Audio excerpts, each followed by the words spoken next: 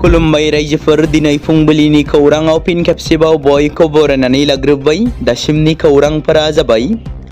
गिबि खौराङाव दङ बर'नि मुंदांखा मिलौदो देंखोनि रानि सुलेखा बसुमतारीया माखासे सान सिगांनिफ्रायनो देहानि लोरबां थासारिजों भुगिनांनो गोनां जागासिनो दं, जेराव बिथांजोआ बेरामजों भुगिनांनायनि जाहोनाव देहा फाहामसालियाव फाहामथाय लानो गोनां जागासिनो दं। दिनै सुलेखा बसुमतारीनि आथिं हान्थुनि अपारेशनखौ कलकातानि मेडिकेल रिसार्च इनस्टिट्यूट थामहिनबा CMRI आव अपारेशन खालामगोन होननानै मिथिनो मोननाय जादों। आसा खालामो इसोरनि अननायाव थाबैनो जाहाथे बिथांनि फाहामथाया मोजाङै जायो आरो मोजां थासारियाव बिथांनि देहाया जाहाथे फैफिननो हायो। देंखोनि रानि सुलेखा बसुमतारीया बेखौनो आसा खालामनाय थाबाय। दिनैनिफ्राय जागायगोन फिफा वर्ल्ड कापनि क्वार्टार फाइनाला। दिनै 9 जुलाइ खालाराव जागोन फ्रान्स आरो मरक्क'नि गेजेराव क्वार्टार फाइनाल आरो गाबोन 10 जुलाइ खालाराव स्पेन आरो बेलजियामनि गेजेराव जागोन। फैगौ 11 जुलाइ खालाराव नरवे आरो इंलेन्डनि गेजेराव जागोन आरो 11 जुलाइआवनो आर्जेन्टिना आरो सुइजारलेन्डनि गेजेरावबो जागोन। बिथांमोननि गेजेराव सोर देरहायो बेनि उनाव सेमिफाइनालाव गेलेगोन आरो बेनि उननिफ्राय सोर देरहायो बिथांमोननि टीमा फाइनालाव गेलेगोन। नोंथांमोना कमेन्टनि गेजेरजों फोरमायहरनो हागोन फाइनालाव बे बारनि फिफा वर्ल्ड कापआव सोर सोर थांगोन आरो सोर फाइनालाव देरहासार जानो हागोन। नोंथांमोना कमेन्टनि गेजेरजों फोरमायहरनो हागोन। फिन बर' समाजाव गोसो थोलायनानै खारदों सासे गथ'नि बिमा आरो सासे गथ'नि बिफा। फिन गोसो थोलायनानै दोनखारलायदों सासे गथ'नि बिमा आरो सासे गथ'नि बिफाया। मिथिनो मोननाय जादों दि गसाइगाव महकुमानि सिङाव थानाय बसाबिल गामिनि सोरां नार्जारिनि बिसि सानजिना नार्जारिया थांनाय शुक्रबार सानखालि गामिसेनिनो सनिया नार्जारिनि फिसाय सासे गथ'नि बिफा प्रभास नार्जारिजों दोनखारलांदों, जायनि जाहोनाव हौवा आरो हिन्जावनि नखरनि सोद्रोमाफोरजों लोगोसे फिसाफोरा जानांदों हालाय-हाफाय। बेनिखायनो खौरां बिजोंनि गेजेरजों सावगारियाव नुनाय एबा सावगारियाव होनाय हौवा आरो हिन्जावखौ रायजो राजाफ्रा बहाबाफोर नुयोब्ला 7086864797 नङाब्ला 7896563261 जानबुं नम्बराव जगाजग खालामनानै खिन्थाहरनो खावलायहरनायजों लोगोसे सानजिना नार्जारि आरो प्रभास नार्जारिखौ जेरावखि थाया मानो न'आव फैफिननो खावलायहरदों सानजिनानि बिमा आरो फिसाजोआ। राजस्थाननि श्रीगंगानगर जिल्लायाव सासे 13 बोसोर बैसोनि हिन्जावसाखौ लांखारनाय आरो आथोनारि गाग्लोबनाय जाथायजों लोब्बा थानाय सा 18 दायनिगिरिफोरखौ रायजो राजाफोरनि सिगाङाव दिन्थिबाय। ससियेल मिडियायाव फोसावनाय भिडिअ'आव नुनो मोननाय जादों दि माखासे दायनिगिरिफोरखौ पाब्लिक एरियाफोराव लानानै थाङो आरो बुनाय जायो। सासे 13 बोसोर बैसोनि हिन्जावसाखौ इ-रिक्सा सालायगिरिया लांखारनानै गोबां हटेलफोराव लानानै थाङो, जेराव बिखौ 5 साननि गेजेराव सा 30निबो बांसिन सुबुंफोरा आथोनारि सोमोन्दो लाखिदोंमोन। बिबानगिरिफ्रा बे जाथायाव हटेलनि मावथिफोरजों लोगोसे सा 32 दायनिगिरिफोरनि मुंखौ लादों आरो सा 18 दायनिगिरिफोरखौ लानानै पाब्लिक डमेनाव साजा होदों। जुलाइ दाननि गिबि सप्तानि उनाव भारतनि अखानि खमायनाया 12% खम जानायनि जाहोनाव भारतनि बोथोर बिगियान बिफान IMDआ फैगौ माखासे सानफोराव हादोरनि गोबां बाहागोफोराव गोबां अखा हागोननि एलार्ट फोसावदों। गुजरात, मध्य प्रदेश आरो हिमालयनि सोनाब बेंगल आरो बेबादिनो सिक्किम आरो आसाम अरुणाचलनि माखासे बाहागोफोराव गोबां बिबांनि अखा हानायनि सम्भाबना दं होनना एलार्ट होदों। फारसेथिं खोला सोनाब मौसुमिया फैगौ साननैनि एबा सानथामनिफ्राय गेजेरनि हादोरनि आद्रा थानाय बाहागोफोराव गोहोम गोग्लैगोननि आसा दं। IMDआ फोसावनाय गोदान रिपर्टनि बादिब्ला गेजेर सानजा साहा भारतनि सायाव गुवार जोमै साग्लोबनायखौ नुनो मोनदों, जेराव गुजरात, महाराष्ट्र, मध्य प्रदेश, छत्तीसगढ़ आरो बेंगलाव गुदुं जोमै गोसारनानै दं, जाय हादोरनि गोबां बाहागोआव मौसुमि बारहुंखा फैगोननि थासारिखौ दिन्थियो। मानास साखाथिनि रायजो राजाफ्रा मानासनि थांलाय फैलाय लामाखौ बन्द खालामनायाव गोबां जेंना गोग्लैदों। मानास हाग्राजों नांजाबनानै थानाय गामि पालसिगुरि, बारांगाबारि, कासिबारि, राजाबिल, खान्थालगुरि बायदि बायदि गामिनि रायजो राजाफ्रा बान्सबारि रेन्ज अफिसनिफ्राय काटाजार आरो राजाबिल गामि जानानै थांलाय फैलाय लामाखौ बन्द खालामनायाव गोबां जेंना गोग्लैदों। बासबारि रेन्जार प्रान्जल तालुकदार बिथांखौ रायजो राजाफ्रा लामाखौ बोखारनानै होनांगौ होननानै दाबि खालामदों आरो रेन्जारखौ गुबुनाव हरनांगौ एबा ट्रेन्सफार खालामनानै दोनहरनांगौ होनना दाबि खालामदों। क'क्राझारनि गसाइगावआव माब्रै मोसौजों लोगोसे सानै सुबुंखौ एरेस्ट खालामदों। गसाइगाव महकुमा पुलिसनि अपारेशनाव माब्रै मोसौजों लोगोसे सानै साप्लायारखौ हमनो हादों।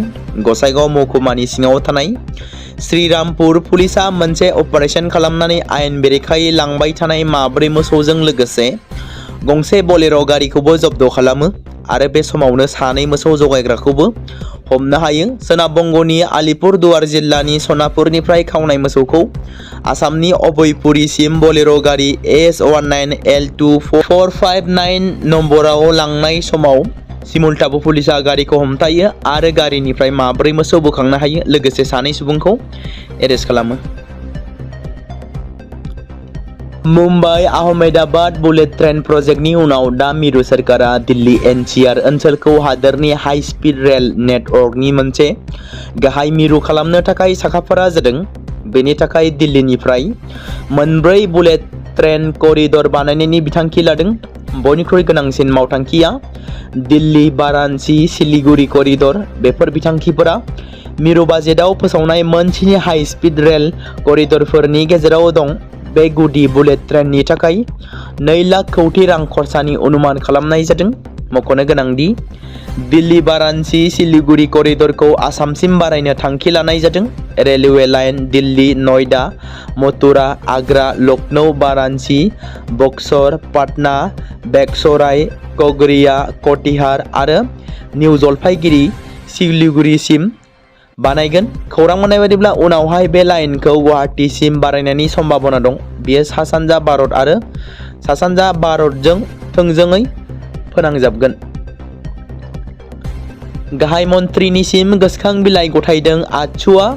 अल आसाम ट्राइबेल स्टुडेन्ट इउनियन थामहिनबा AATSUआ BTC आरो BTR गोरोबथानि आद्रा थानाय दफाफोरखौ थाबैनो मावफुंनाय, संबिजिरारि रैखाथि, राङारि एल'केशन, हा रैखाथि, बर' सुबुं आरो BTCनि ट्राइबेलफोरनि थाखाय मोजां राहा लानाय बायदि बायदि आयदाखौ लानानै 8 जुलाइ खालि एबा मैया क'क्राझार जिल्ला बेंगिरिनि दारै मानगोनां हादोरनि गाहाय मन्थ्रि नरेन्द्र मदि बिथांनिसिम गोसोखां बिलाइ दैथायहरो। AATSUआ गोसोखां बिलाइनि गेजेरजों राभा, मिसिं, तिवा बायदि गासैबो गावखुंथाय परिषदखौ भारतनि संबिजिरनि 6 सिडुलाव गनायथि होनांगौ होननाबो खावलायो। 7 जुलाइ 2021 आव आसाम सोरखारा केबिनेट थांखि लानानै प्रोटेक्टेड क्लास ट्राइबेल नङै सुबुंखौ ट्राइबेल वेल एन्ड ब्लकआव थानो होनायखौ नायबिजिरफिननांगौ आरो बे थांखिखौ नेवसिगारनायनि राहा लानांगौ होनना खावलायो। BTC आरो BTR गोरोबथा बादियै कार्बि आंलं आरो दिमा हासाव जिल्लायाव थानाय बर' कसारिफोरखौ ST हिलनि मान होनांगौ। बारग' NDB, बारग' BLT, बारग' भलुन्टियार्स आरो गुबुन गनायथि मोननाय मुलाम्फागिरिफोरनो अरायथा गायसनथाय आरो पेन्सननि राहा खालामनायनि थाखायबो खावलायो। लोगोसेयैनो गनायथि मोननाय आसामनि 6 सिडुल अट'नमास काउन्सिलआ मावफुंनाय मावबिथांखिनि मिरुनि राङारि मददखौ थोंजोङै गावखुंथायनो हरनांगौ होननाबो AATSUनि फारसेनिफ्राय खावलायनाय जादों। AATSUनि फारसेनिफ्राय आसामनि 6 सिडुल अट'नमास काउन्सिल ओनसोलाव बायदिसिना फालांगि खालामनाय ट्राइबेल सुबुंनि थाखाय GST आरो टेक्सनि रेहाय होनाय आरो राङारि मदद होनायनि थाखायबो खावलायो। BTCनि बोसोरारि बाजेटखौबो बांहोनांगौ होनना AATSUनि फारसेनिफ्राय गाहाय मन्थ्रिनिसिम हरनाय गोसोखां बिलाइनि गेजेरजों खावलायदों। मख'जाथावदि BTCनि हाग्रा ओनसोलखौ रैखाथि होनाय, इनायै हा दखल खालामनाय, हाग्रानि दोहोन रैखाथिनि थाखाय BTCनि हाग्रा बिफाननि सिङाव टेरिटरियेल फर्स दानायनि थाखायबो खावलायदों AATSUआ। बर' कसारि वेलफेयार अट'नमास काउन्सिल थामहिनबा BKWC खौ भारतनि संबिजिरनि 6 सिडुलनि सिङाव संबिजिरारि गावखुंथाय काउन्सिलनि महर होनोबो खावलायहरनाय जादों। मिरु आरो हादोरसा सोरखारनि स्कलारशिपखौ सम बादियै होनोबो AATSUआ खावलायदों। ट्राइबेलफोरनि हाखौ रैखा खालामनाय आरो ट्राइबेल ओनसोलनि हायाव इनायै थानाय ट्राइबेल नङै सुबुंखौ होखारनायनि राहा लानो मिरु सोरखारखौ खावलायो। AATSUआ मिरु सरकारखौ आसामनि 6 शिड्युल काउन्सिलनि थाखाय जर'खा जौगां पेकेज होनायनि राहा खालामनांगौ होननाबो गाहाय मन्थ्रिनिसिम गोसोखां बिलाइ हरनायाव मख'दों आत्सुआ। 20 सान जालांबाय जन्तर मन्तराव क'क्राझ जनता पार्टी थामहिनबा CJP नि दरना होनाय सोमावसारनाया, जेराव गोख्रों मावथि सनम वांचुकआबो उखैहाब सोमावसारनायाव बाहागो लादों। नाथाय देहानि प्रेसार जानायाव बिथाङा गोबां देहानि लोरबां थासारिजों भुगिनांनो गोनां जादों।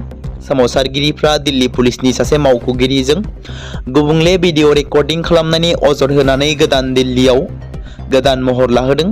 मख'जाथावदि CJP नि सोमावसारगिरिफ्रा मिरु सोलोंथाइ मन्थ्रि धर्मेन्द्र प्रधाननि बिबान एंगारनायनि दाबियाव दासिमबो सोमावसारनायखौ बन्द खालामाखै। अजद होदों दि फरायसाफोरनि इयुननि जेंनाफोरखौ अरायबो नेवसिनाय जादों। सोलोंथाइ मन्थ्रिया सोमावसारनायनि समाव सोमावसारगिरिफोरनि गुबुंले भिडिअ रेकर्डिं खालामनायनि अजदफोरा मोनसे गोदान दान्थे-बिदान्थे सोमजिहोदों। CJPआ दाबि खालामदों दि सोंथि सोंनाय समाव गावखौनो सासे आबादारि होननानै सिनायथि होनाय सासे सुबुङा दिल्ली पुलिसनि अफिसार होननानै मिथिनो मोनो। बेखौ गोजोन सोमावसारनायनि सायाव नोजोर होनो नाजानाय आरो बाहागो लाग्राफोरखौ सिगिसग' खालामनो नाजानाय होननानै आफादा खुंथायनिफ्राय खेंफोरथि बिदों।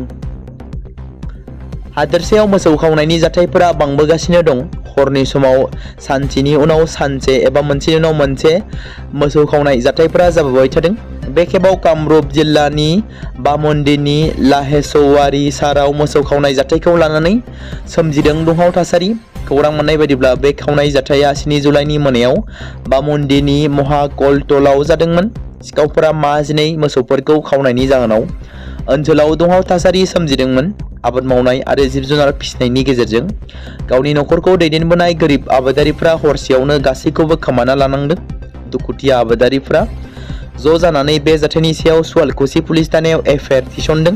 एफआइआर मोननायनि उनाव दैमा पुलिसनि मोनसे हानजाया जाथाय जायगायाव सहैयो आरो गिबि नायबिजिरनायखौ जागायो। जायगानि सुबुंफोरा फोरमायनाय बायदिब्ला लाहेउरि सार ओनसोलाव मोसौ खावनाय जाथाया गोदान बाथ्रा नङा। सिगां समफोरावबो गोबां आबादारिफोरनि जिब-जुनार बा मोसौफोरखौ सिखावफोरा लुथिनानै लांदों होनना अजद होदों।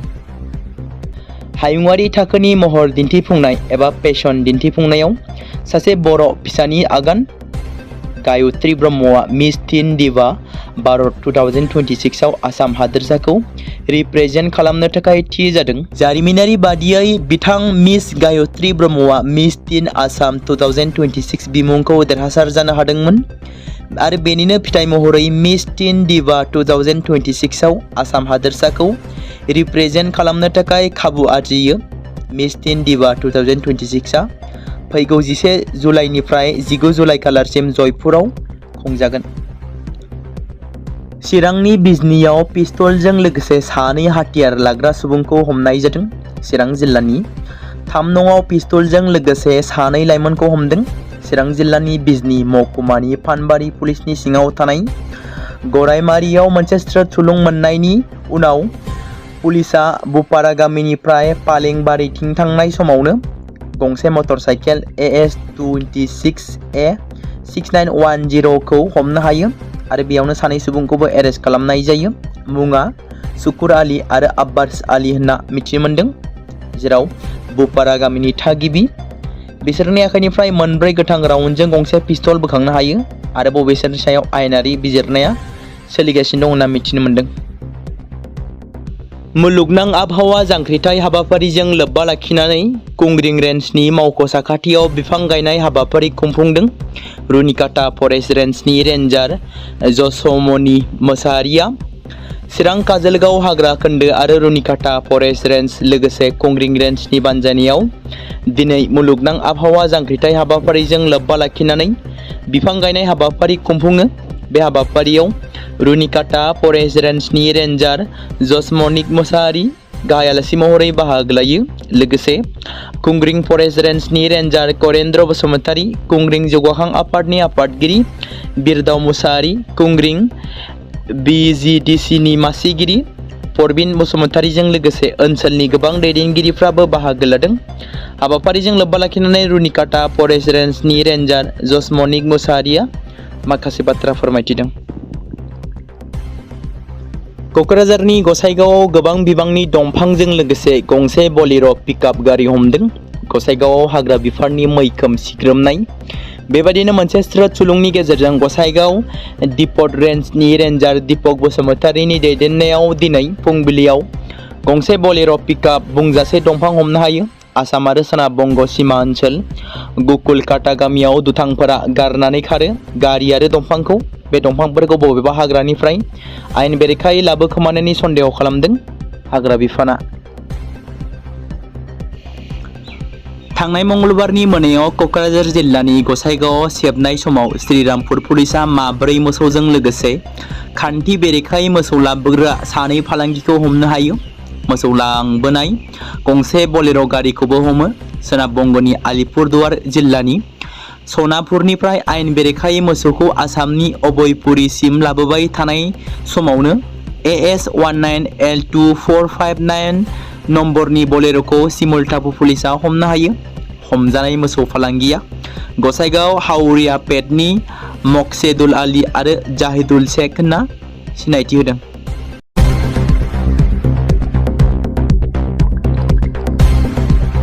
बे समाव मोनसे गोजोनथाव खौरां बाक्सा जिल्लानि बरमायाव थानाय रुरेल एकाडेमिया लानानै फैदों नोंथांमोननि थाखाय मोनसे गोजोनथाव खौरां। थांनाय HSLC आरो हायार सेकेन्डारिनि आनजादाव जाय फरायसा आरो फरायसुलिफोरा उथ्रिसारनो हायाखैमोन एबा फेल जादोंमोन बेनि थाखाय रि एग्जाम होफिननो गोसो गुदुं फरायसाफोरा थाबैनो बरमा सेकेन्ड गेटआव थानाय रुरेल एकाडेमियाव मुं थिसनफैनानै मेट्रिक आरो HS आनजादखौ होफिननो हागोन। बेनि अनगायैबो जाय फरायसाफोरा थांनाय मेट्रिक आरो HS आनजादाव नांगौ बादि जौखोन्दो एबा मार्क्स लानानै उथ्रिसारनो हायाखैमोन बिथांमोनाबो बे रुरेल एकाडेमियाव एडमिशन खालामफैनानै मार्क्स इमप्रुभमेन्ट खालामनो हागोन। स्ट्रिम हिसाबै आर्ट्स, साइन्स आरो कमार्सनि गासैबो फरायसाफोरा रुरेल एकाडेमियाव एडमिशन खालामनो हागोन। बेनि थाखाय थाबैनो 8761903455 नङाब्ला 87203585 जानबुं नम्बराव जगाजग खालामहरनो हागोन।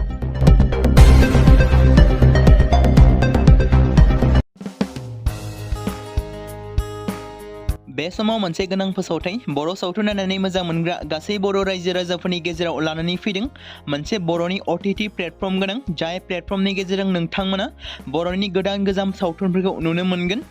थांनाय माखासे बोसोर सिगां बर'नि गेजेराव लानानै फैनाय निउबो एप बायदिनो फिन आरोबाव लानानै फैदों बर' रायजो राजाफोरनि थाखाय। बे बाथ्राखौ मख'नाया गोनांदि 2025 मायथाइनि जानुवारि दानाव ओंखारनाय आंगो स्ट्रिम मुंनि मोनसे OTT प्लेटफर्म गोनां निउबो एपनि गेजेरजों नोंथांमोना गोबांथार बर'नि सावथुनफोर जेरै ट्रेजेडि, रमान्टिक, एक्शन आरो कमेडिजों बुंफबनाय सावथुनफोरखौ नुनो मोनगोन। जेरै सनानि नखर, थांखि गैयै समाज, अनसुला आफा, हिर', बिमा बायदि बाजै, अर, थैसाम, वान्टेड, संदान आरो रं नाम्बार बायदि सावथुनफोरा मख'जाथाव। बेफोर सावथुनफोरखौ नायनो थाखाय नोंथांमोना गिबियावनो आंगो स्ट्रिम एपखौ गाव गावनि मबाइलाव थानाय प्ले स्ट'रनिफ्राय डाउनल'ड खालामनानै लोगोसे इनस्टल खालामनानै गावनि मबाइल नाम्बारजों लगइन खालामनानै लाग्रोनांगोन। बेनि उनाव नोंथांमोना गोबांथार नुनो मोनै सावथुनफोरखौ गुगोल पे, फन पे आरो पेटिएमजों रं नाम्बार सावथुनखौ नायनो थाखाय 60 रां आरो संदान सावथुनखौ नायनो थाखाय 80 रां, वान्टेड सावथुनखौ नायनो थाखाय 60 रां, थैसाम सावथुनखौ नायनो थाखाय 60 रां बेबायदिनो गोबांथार नुनो मोनै सावथुनफोरखौ नायनो थाखाय सुबिदा खालामनानै होदों आंगो स्ट्रिम प्लेटफर्मा। फिन नोंथांमोननि गेजेराव फोरमायबावनो लादों बर' सावथुन नायनानै मोजां मोनग्रा गासै बर' रायजो राजाफोरनि गेजेराव लानानै फैदों मोनसे बर'नि OTT प्लेटफर्म गोनां जाय प्लेटफर्मनि गेजेरजों नोंथांमोना बर'नि नुनो मोनै सावथुनफोर जेराव गोदान गोजाम सावथुनफोरखौ नुनो मोनगोन। बे बाथ्राखौ मख'नाया गोनांदि 2025 मायथाइनि जानुवारि दानाव दिहुनजानाय आंगो स्ट्रिम मुंनि मोनसे OTT प्लेटफर्म गोनां एपनि गेजेरजों नोंथांमोना गोबांथार बर'नि ट्रेजेडि, रमान्टिक, एक्शन आरो कमेडिजों बुंफबनाय सावथुनफोरखौ नुनो मोनगोन। जेरै रं नाम्बार, संदान, वान्टेड, थैसाम, अर, बिमा बायदि बाजै, हिर', अनसुला आफा, थांखि गैयै समाज, सनानि नखर बायदि बायदि सावथुनफ्रा मख'जाथाव। बेफोर सावथुनफोरखौ नायनो थाखाय नोंथांमोना गिबियावनो आंगो स्ट्रिम एपखौ गाव गावनि मबाइलाव थाखानाय प्ले स्ट'रनिफ्राय इनस्टल खालामनानै गावनि मबाइल नाम्बारजों लगइन खालामखांनायनि उनाव नोंथांमोना गोबांथार नुनो मोनै सावथुनफोरखौ गुगोल पे, फन पे आरो पेटिएमजों रं नाम्बार सावथुनखौ नायनो थाखाय 60 रां, संदान सावथुनखौ नायनो थाखाय 80 रां, वान्टेड सावथुनखौ सावथुनखौ नायनो थाखाय 60 रां थैसाम सावथुनखौ नायनो थाखाय 60 रां बेफोरबायदिनो अर सावथुनखौ नायनो थाखाय 60 रां पे खालामनांगोन बेबायदिनो गोबांथार नुनो मोननाय बर' सावथुनफोरखौ नायनो थाखाय सुबिदा खालामनानै होदों आंगो स्ट्रिम प्लेटफर्मा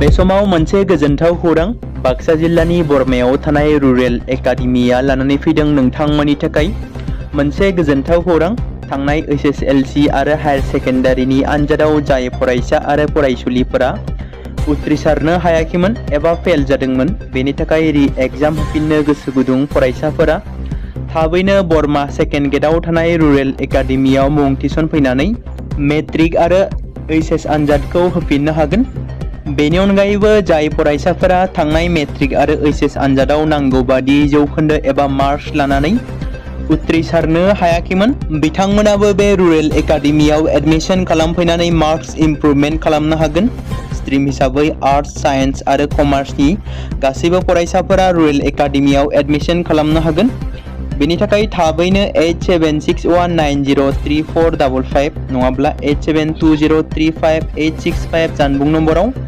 जगाजग खालामहरनो हागोन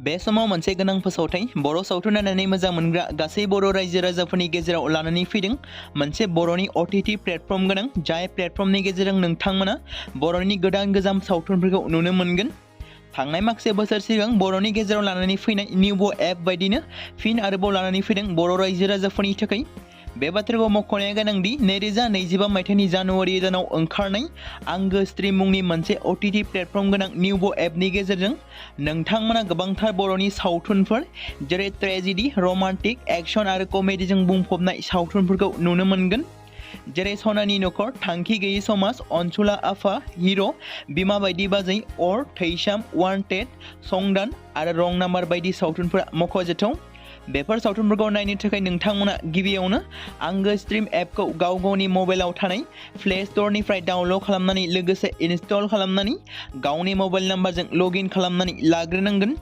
बेनि उनाव नोंथांमोना गोबांथार नुनो मोनै सावथुनफोरखौ गुगोल पे फन पे आरो पेटिएमजों रं नाम्बार सावथुनखौ नायनो थाखाय 60 रां आरो संदान सावथुनखौ नायनो थाखाय 80 रां वान्टेड सावथुनखौ नायनो थाखाय 60 रां थैसाम सावथुनखौ नायनो थाखाय 60 रां बेबायदिनो गोबांथार नुनो मोनै सावथुनफोरखौ नायनो थाखाय सुबिदा खालामनानै होदों आंगो स्ट्रिम प्लेटफर्मा फिन नोंथांमोननि गेजेराव फोरमायबावनो लादों बर' सावथुन नायनानै मोजां मोनग्रा गासै बर' रायजो राजाफोरनि गेजेराव लानानै फैदों मोनसे बर'नि OTT प्लेटफर्म गोनां जाय प्लेटफर्मनि गेजेरजों नोंथांमोना बर'नि नुनो मोनै सावथुनफोर जेराव गोदान गोजाम सावथुनफोरखौ नुनो मोनगोन बे बाथ्राखौ मख'नाया गोनांदि 2025 मायथाइनि जानुवारि दानाव दिहुनजानाय आंगो स्ट्रिम मुंनि मोनसे OTT प्लेटफर्म गोनां एपनि गेजेरजों नोंथांमोना गोबांथार बर'नि ट्रेजेडी रमान्टिक एक्शन आरो कमेडीजों बुंफबनाय सावथुनफोरखौ नुनो मोनगोन जेरै रं नाम्बार संदान वान्टेड थैसाम अर बिमा बायदि बाजै हिर' अनसुला आफा थांखि गैयै समाज सनानि नखर बायदि बायदि सावथुनफ्रा मख'जाथाव बेफोर सावथुनफोरखौ नायनो थाखाय नोंथांमोना गिबियावनो आंगो स्ट्रिम एपखौ गाव गावनि मबाइलाव थाखानाय प्ले स्ट'रनिफ्राय इनस्टल खालामनानै गावनि मबाइल नाम्बारजों लगइन खालामखांनायनि उनाव नोंथांमोना गोबांथार नुनो मोनै सावथुनफोरखौ गुगोल पे फन पे आरो पेटिएमजों रं नाम्बार सावथुनखौ नायनो थाखाय 60 रां संदान सावथुनखौ नायनो थाखाय 80 रां वान्टेड सावथुनखौ नायनो थाखाय 60 रां थैसाम सावथुनखौ नायनो थाखाय 60 रां बेफोरबायदिनो अर सावथुनखौ नायनो थाखाय 60 रां पे खालामनांगोन बेबायदिनो गोबांथार नुनो मोननाय बर' सावथुनफोरखौ नायनो थाखाय सुबिदा खालामनानै होदों आंगो स्ट्रिम प्लेटफर्मा